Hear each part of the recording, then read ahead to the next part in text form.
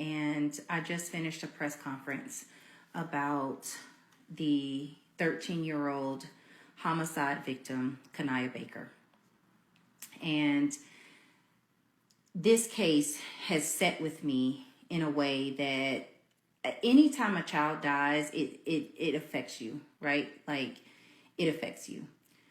But something about cases where you know that someone was killed and it wasn't an accident, like someone purposefully and intentionally harmed another person, and then to find out that there were two other teenagers involved in her death. She was 13 years old. 13 years old. And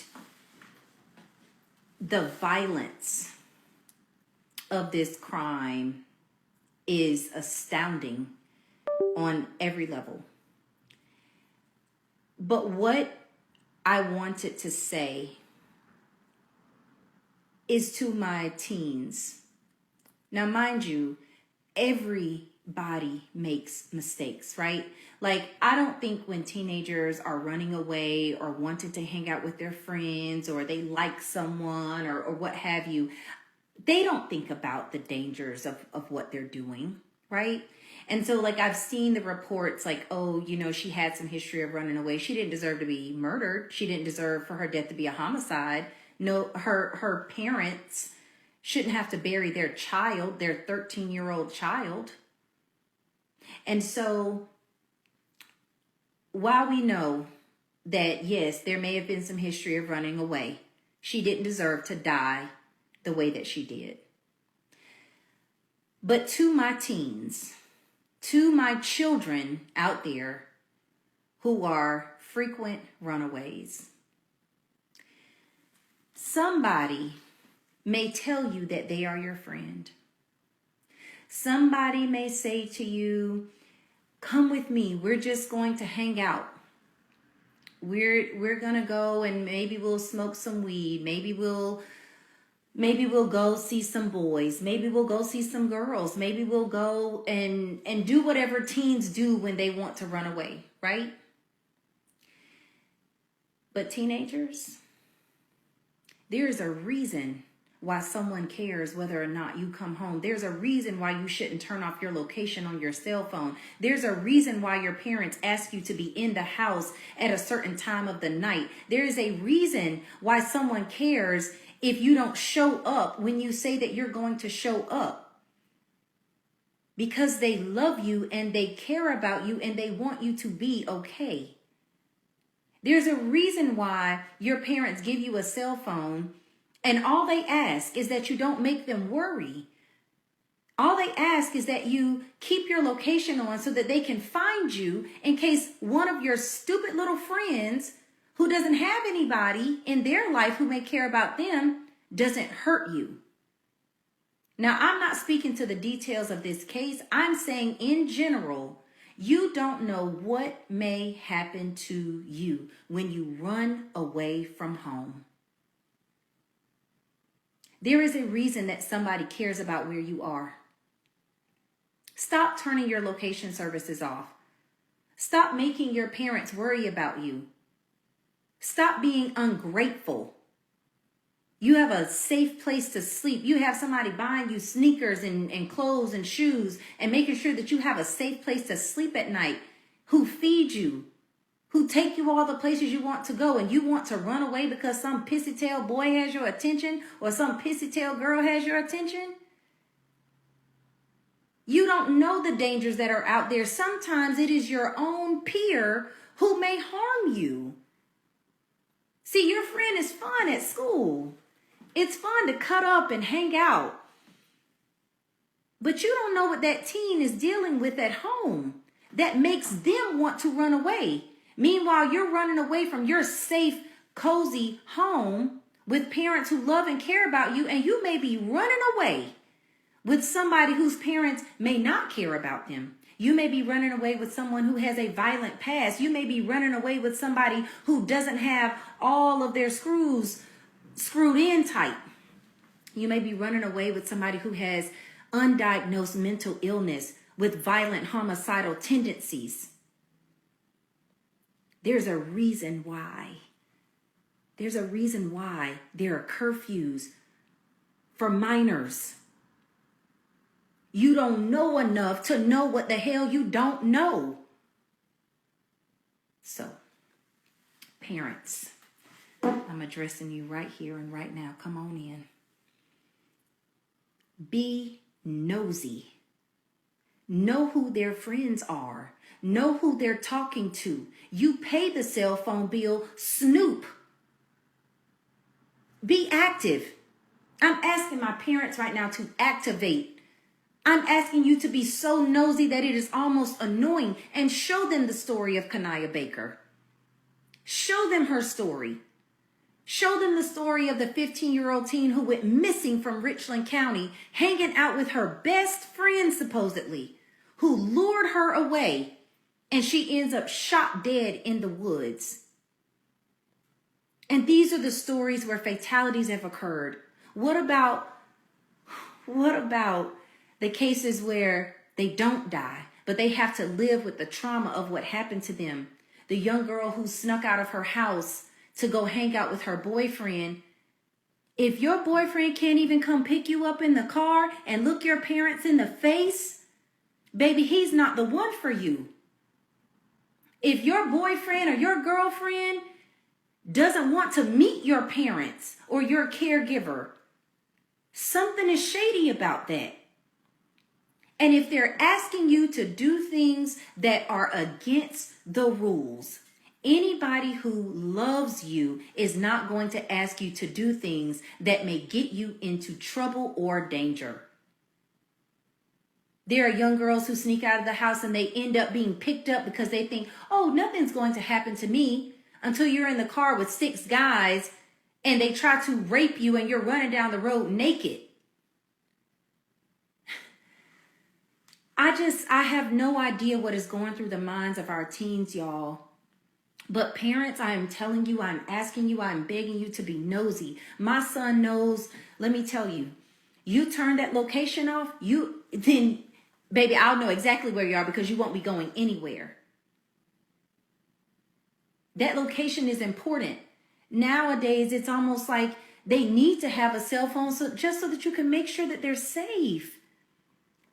There's no way that someone loves you and they're asking you to smoke weed when they know it's illegal. There's no way that someone loves you and they're asking you to underage drink with them and they know that you're not legal. There is nothing legal or okay about a grown-ass man wanting to sleep with you and you're a child. He's a pedophile. He's a pervert. He is unwell in his mind if he cannot go find another grown person to have consensual sex with.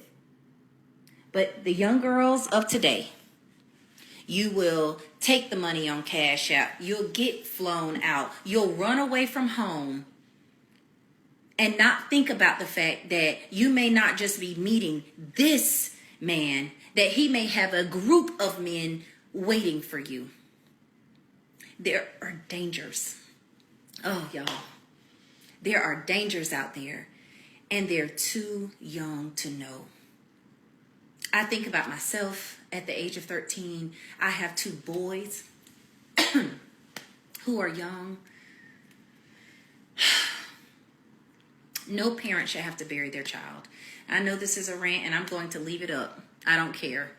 I hope that parents show this video to their children. I hope that the teen who runs away hears the story of Kanaya Baker and thinks twice about taking your ass outside when no one knows where you are. Again, if you have to sneak to do it, lie to do it, hide to do it, or cover it up, it is wrong. It is wrong. Following a normal path is hard, and following a troubled path is hard. Choose which one you want to do. But I'll tell you what, the one on the troubled side is more likely to end up in your death than the one on the other side. Nobody deserves to be murdered. No one. Not a single soul deserves to be murdered. And a child especially does not deserve to be murdered. No parent should have to bury their child. That's my little rant. I know y'all have been saying stuff on here, and normally I like interact a whole lot. I'll go back and try to read some of the comments. It's happening to adults, so the kids are way more vulnerable. Listen, the trafficking is crazy. There are sex trafficking rings here in Columbia, South Carolina. This isn't LA. This isn't New York. This isn't Atlanta. Right here in Columbia, South Carolina, there are children who are minors. I'm not talking about our young adults. I'm not talking about those children. I'm not talking about the 16 and 17-year-olds who can have consensual sex if that's what they want to do. I'm not talking about them. I'm talking about, even though they're considered to be minors, I'm talking about children under that age. I'm talking about the children who are 12, 13 years old being trafficked right here in Columbia, South Carolina. I've received so many calls from the media, from community members, like, well, she did have a history of running away. So what? She didn't deserve to die. And why are y'all even talking about that? That should not be the purpose of this conversation. She was murdered. It's a homicide. Talk about finding justice for her versus her troubled past. It pisses me off when people want to focus on that. Did she deserve to die? How many mistakes did you make as a teenager? How many? I know I made a few. Raise your hand. I know I made a few. And I'm lucky that I'm alive. Now, I wasn't a runaway, but I did not live in a great neighborhood. I didn't live in a great house. Horrible things were happening to me there. Hell, maybe I should have ran away. But I knew that the devil I knew was better than the devil that I did not know. And I know in a neighborhood like what I grew up in, you go walking your little young tail self around and someone's going to hurt you eventually. You don't know what you don't know. You don't know enough. All right. Y'all done got me worked up.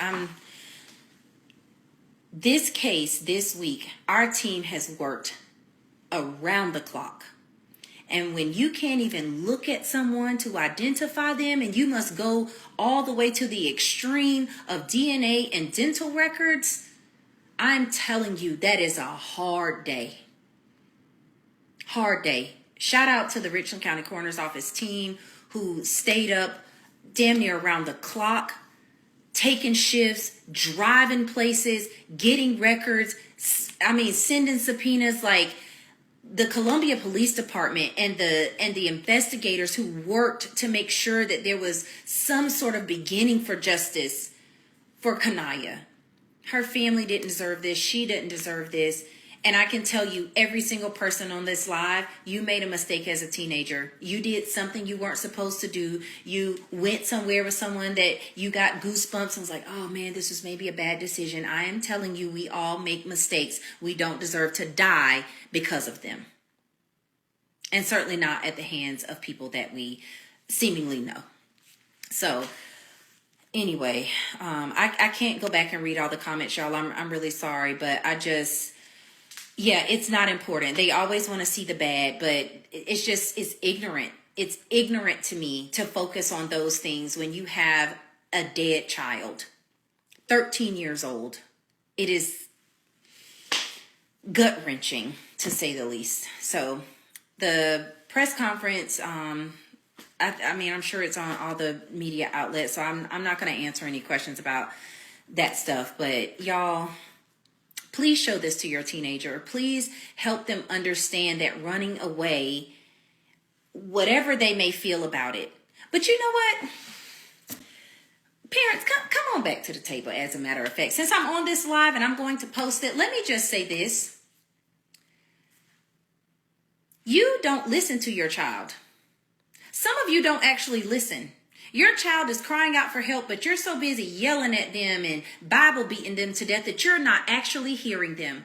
The program that I do with the Richland County Sheriff's Department and their youth arbitration program, I talk to the parents Some of the parents are responsible for their children being there. Some of those parents have done horrible things to those children, and they try to hide it behind closed doors and try to say things like, well, what happens in this house stays in this house. Well, what happened in this house should have never happened in the damn house, and maybe this teen wouldn't be running around and running amok. Parents, some of this shit is your fault because you're not listening to your child. If I have one more parent tell me, well, I'm taking them to church. You know what? That's great. I love that for you. But have you ever thought to consider that while you know the Lord, your child is still getting there? And sometimes bad things happen to these teens and they're afraid to say something because you didn't believe them the first time they told you something bad happened. I can't tell you the number of girls we get in that program who has said, things like, my mom's boyfriend touched me inappropriately and I told her and she got mad at me. Stop having these grown ass men around your young daughters. Stop putting them in danger. Silliness. But parents, you're not listening to your children. You're not asking them the pertinent questions. My son gets so mad at me. I want to know what car you're getting into. Send me a picture of their license plate. Send me their phone number because, baby, you're mine and I'm not making another one of you. So you better have that location on. And as soon as you think you're about to turn it off, I'm going to turn up. I will put out a bolo for you. Don't play with me. And I think we need more of this. But I also hear him when he says, hey, Mom, can I go with my friend? Sure. What time are you leaving? Who's going to be there? Send me the information that I asked for. And if you're 1 minute late, then you lose this privilege. You need to call me and tell me if you're going to be a minute late. You need to call and tell me the information that I need so that I'm not sitting around worried about you. But parents, we don't always listen to our children. Sometimes we have situations and we put our children in adult situations and they're very young and they don't always understand. Sometimes we're making our children be the caregiver for their younger siblings because we decided to have multiple children and now you have them as the babysitter so that you can work the 2 or 3 jobs that you need in order to take care of all these kids. And this transcends race, okay? They are not your babysitters. They can help out. But you don't realize the freedom that you take from them and then you wonder why they're running away. They need a damn break. Don't you need a break? All right, I'm going to get off because I'm upset now. I'm upset. I love y'all, but parents, please start listening to your children. Stop all the yelling and screaming. Actually hear what they have to say. Allow them to be angry. Allow them to be upset. You get upset. You get angry. You have a bad day. Do you like it when someone yells and screams at you? I think not. I think not. So if you have a frequent runaway, think about the things that you may be doing. Are you putting them in harm's way? And that's not the situation here. I want to be very clear about that. That is not the situation here. This is not the situation of Kanaya. But there are some parents out there who are pushing their teens out the door. Y'all have a good night. I'll go back and read all of this comments. Yes, this does need to be a youth sermon in every church on tomorrow and in all the morning announcements.